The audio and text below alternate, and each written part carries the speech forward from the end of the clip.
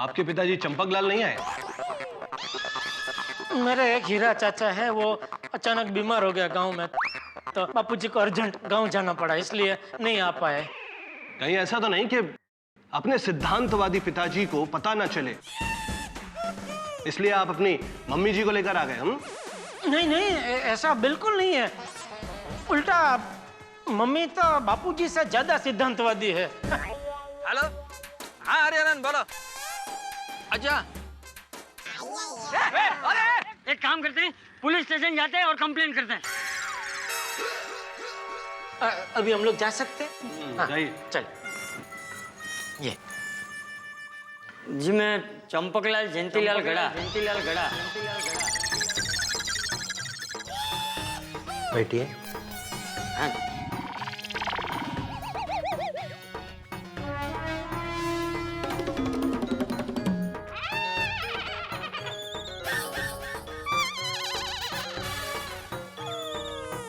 जी मुझे चोरी की कंप्लेंट लिखवानी। साहब के पास जाइए। जी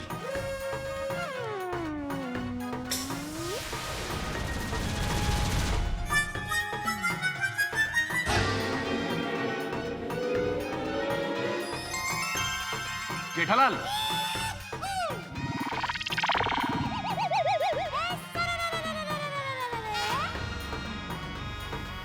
अरे अपना फोन तो लेके जाओ।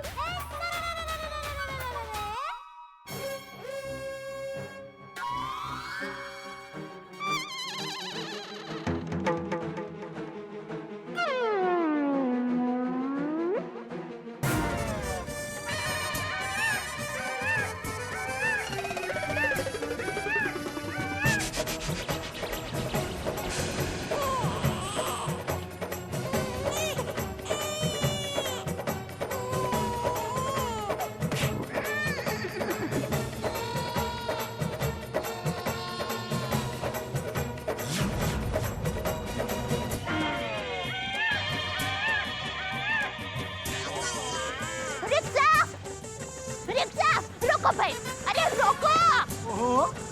मैं चाची की फुर्ती तो देखो। रोको जरा, रोको जल्दी। तो कोई जा, पाउडर गली जाना जल्दी। पाउडर गली? कहीं ये दया भाभी तो नहीं है? जल्दी लो, कैसे घूमता है ये? हो सकता है, लेकिन मैं दादा ये जयरालाल किधर है? मिस्टर जेठालाल, याद रहेगा ना, आइंदा से ऐसी गलती नहीं होनी चाहिए।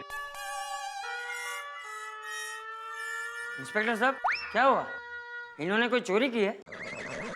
चोरी नहीं चाचा जी, उससे भी बड़ा काम किया इन्होंने। मुझे रिश्वत देने की कोशिश कर रहे थे।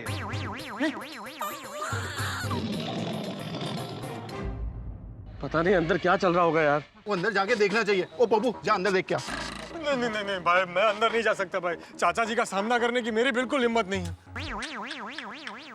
आजकल के नौजवान भी। क्यों भाई? भाई क्यों रिश्वत क्यों दे रहे थे आप?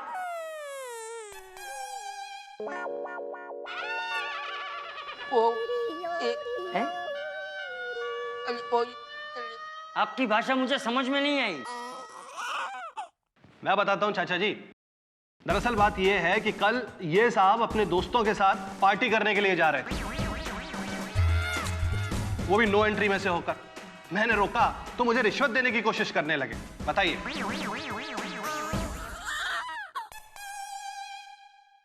हम सब लोग राम मंदिर जा रहे थे, सोचा आपको भी साथ में ले चलें। इसलिए आज मैं मंदिर जल्दी गया। क्या? कुछ नहीं हो इंस्पेक्टर साहब, मैं ऐसे भटके हुए नौजवानों के लिए मैं रोज मंदिर जाता हूँ भगवान से प्रार्थना करने। लेकिन आप इन्हें छोड़ क्यों रहे हैं? इन्हें तो हवालात की हवा खिलानी चाहिए। क्या है चाचा जी कि ये अच्छे परिवार से हैं, और वैसे भी इन्होंने कहा कि इनके पिताजी बड़े सिद्धांतवादी। और बेटा ऐसा नालायक। इसीलिए तो चाचा जी मैंने इनसे कहा कि सुबह अपने बापूजी को लेकर पुलिस स्टेशन आना, वरना हवालात में डाल दूंगा। तो इनके बापूजी आए? नहीं, बापूजी को तो कुछ काम था, वो नहीं आए। पर इनकी माताजी आई हैं। मास्टर जी कहाँ से?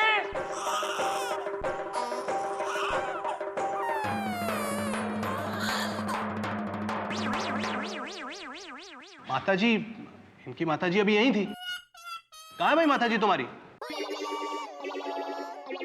खैर, चाचा जी आपकी क्या कंप्लेंट है?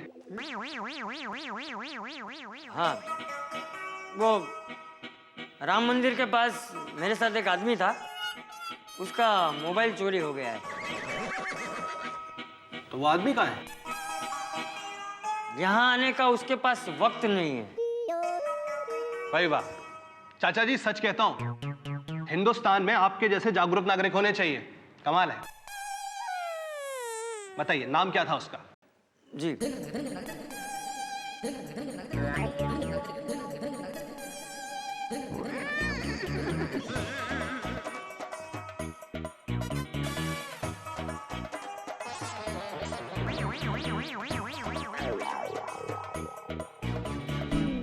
चाचा जी यहाँ एक साइन कर दीजिए। जी हो गया। अब मैं चलता हूँ, मुझे घर जाकर मेरे बेटे की खबर लेनी है।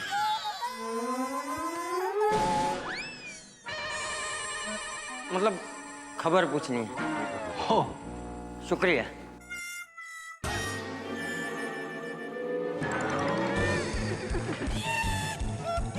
भाई संभाल के। ये लो अपना फोन, जाओ।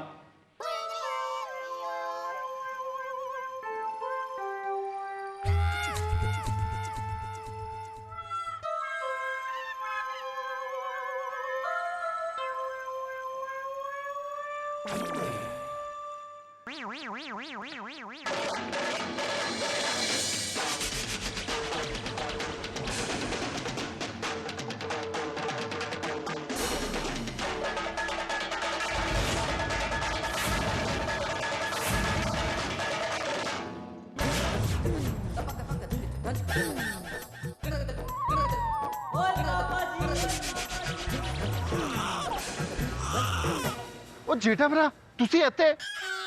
ओ सब ठीक तो है यार, हमको बताना चाहिए था। ये छोड़ी, तेरा नाटक बंद कर। तुम लोगों के कारनामे सुनकर आ रहा हूं मैं।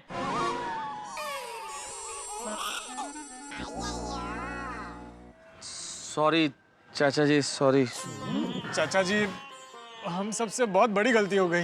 हाँ चाचा जी, हम सबको माफ कर दो प्लीज। चाचा जी, गलती तो हो गई हम सबसे, लेकिन आप चाहें तो हमें सजा दे दीजिए। हाँ हाँ, तो सजा तो मिलेगी ही ना। चलो सब लोग कान पकड़ो। चलो चलो, कान पकड़ते हो कि पुलिस वाले को बुलाऊं?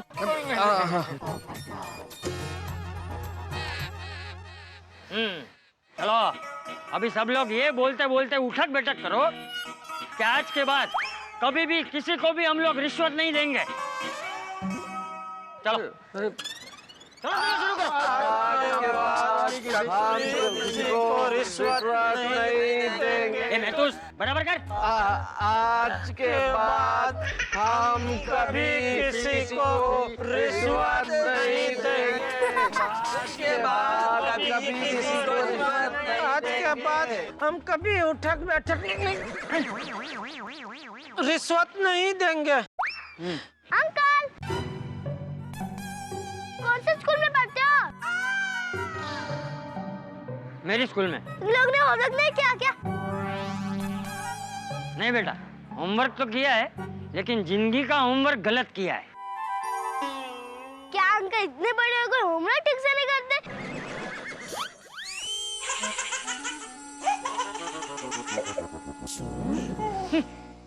चलो चलो, तुम लोग सब रुके हुए, तुम लोग चालू रखो। चाचा जी, सब लोग देख रहे हैं। हाँ चाचा जी, बहुत शर्म आ रही है। क्या गलत काम करते वक्त शर्म नहीं आई थी? चलो चलो, उठक बैठक करो, चलो। आज के बाद हम कभी किसी को रिश्वत नहीं देंगे। आज के बाद। चलो अभी सब लोग गाड़ी में बैठो और घर चलो। चल भाई चल।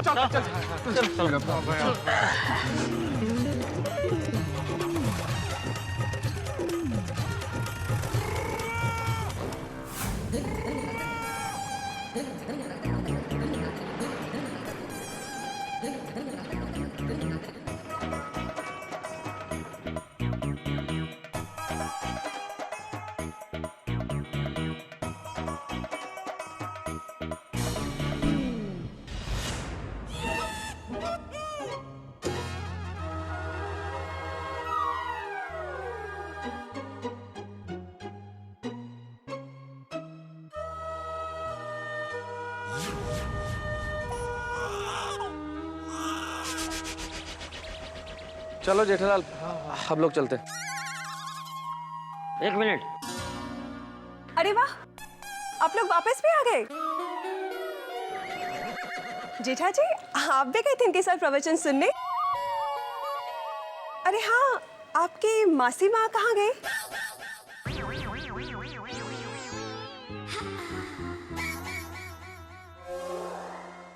बबीता, मासी जी प्रवचन सुन के वापस गांव चली गई। हाँ? तुम घर चलो, मैं तुमको बताता हूँ। एक मिनट अय्यर, तुम सब लोग पहले हमारे घर चलो। क्यों? प्रवचन का अर्थ समझाना।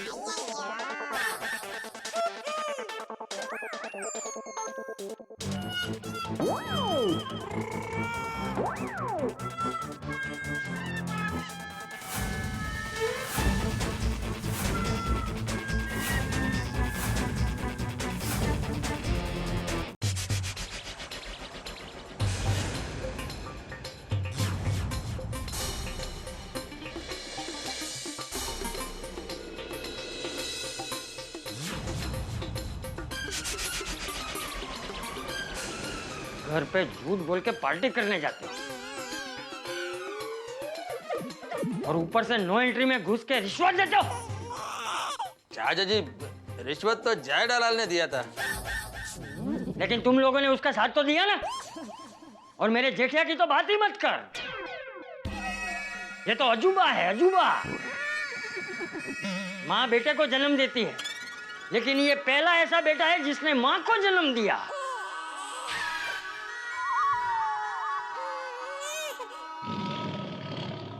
बापूजी, मुझसे गलती हो गई, सॉरी। भाऊ, तू कुछ मत बोल। मुझे पता है ये जेठिया ने तुझे मजबूर किया होगा ये सब करने के लिए। एक काम कर, इन सब की पत्नियों को बुला, इन सब की करतूत बताऊंगा उन्हें। आज बच गया। ये पोपटिया डिब्बे, तेरी तो होने वाली पत्नी को ये सब बताऊंगा मैं। नहीं नहीं नहीं चाचा जी, प्लीज ऐसा मत कीजिएगा। चाचा जी देखिए, हम मानते हैं ना हमारी गलती, पर प्लीज ऐसा मत कीजिए, प्लीज प्लीज चाचा जी, प्लीज। हाँ प्लीज चाचा जी। गलती हो गई मतलब? ये मैथुस, तू तो लेखक है और ये पोपटलाल पत्रकार। तुम दोनों ये रिश्वत लेने वालों के खिलाफ कितना कुछ लिखते हो, है? क्या क्या लिखते हो? लेकिन इनका क्या, जो रिश्वत देते हैं, उनका क्या? नहीं नहीं भाऊ, बुला सबकी पत्नियों को बुला।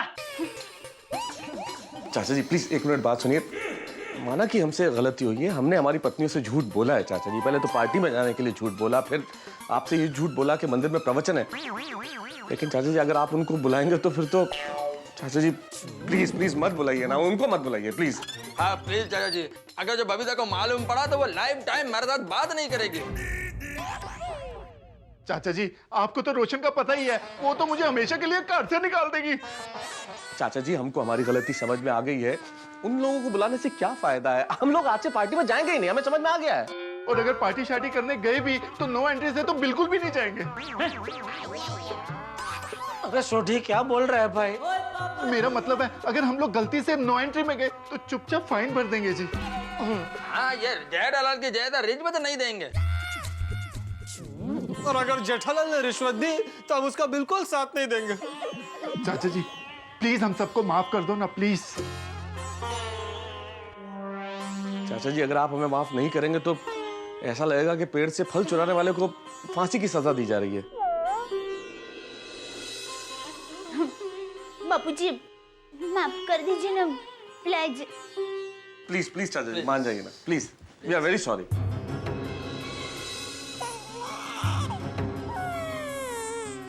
प्लीज। ठीक है बहू, तेरे कहने पर इस बार इन सबको जाने देता हूँ। चलो जाओ, माफ किया। थैंक यू चाचा जी, थैंक यू। चलो। तू कहाँ जा रहा है? अरे हाँ, मैं तो यहीं रहता हूँ, सॉरी। बाबूजी सॉरी। तू तो मुझसे बात ही मत कर। मुझे भ्रष्टाचार और भ्रष्टाचारियों से नफरत है। बापूजी मानता हूँ मुझसे बहुत बड़ी गलती हो गई, लेकिन गलती किससे नहीं होती है। दुनिया में कुछ लोग ऐसे होते हैं जो ठोकर खाने से पहले ही संभल जाते हैं, जैसे आप, और कुछ मेरे जैसे होते हैं जो ठोकर खाने के बाद ही संभलते हैं, लेकिन उनको भी संभलने का एक मौका तो मिलना चाहिए ना बापूजी।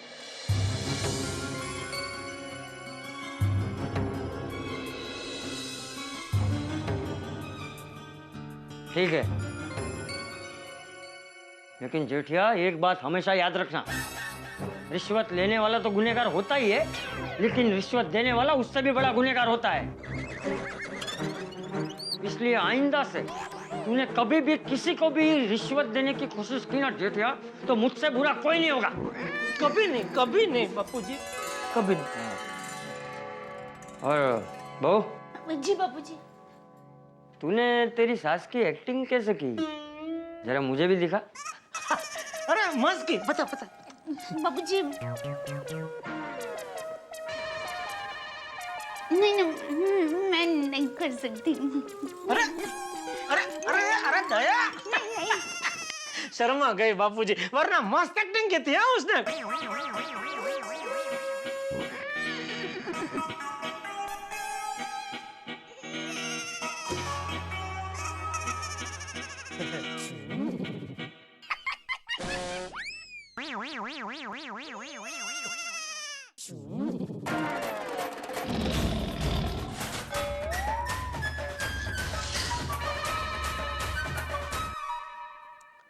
मित्रों, कहा जाता है खुदा की लाठी बेआवाज होती है। बात बिल्कुल ठीक है, ईश्वर की लाठी में आवाज नहीं होती, लेकिन जब वो पड़ती है ना तो दर्द बड़ा होता है। जैसा कि हम लोगों को महसूस हुआ, हम पुलिस की पकड़ से तो बच गए, पुलिस की गिरफ्त से तो बाहर रहे, लेकिन चाचा जी ने जो हमारी परेड निकाली, भाई आप सबके सर शर्म से झुके हुए थे।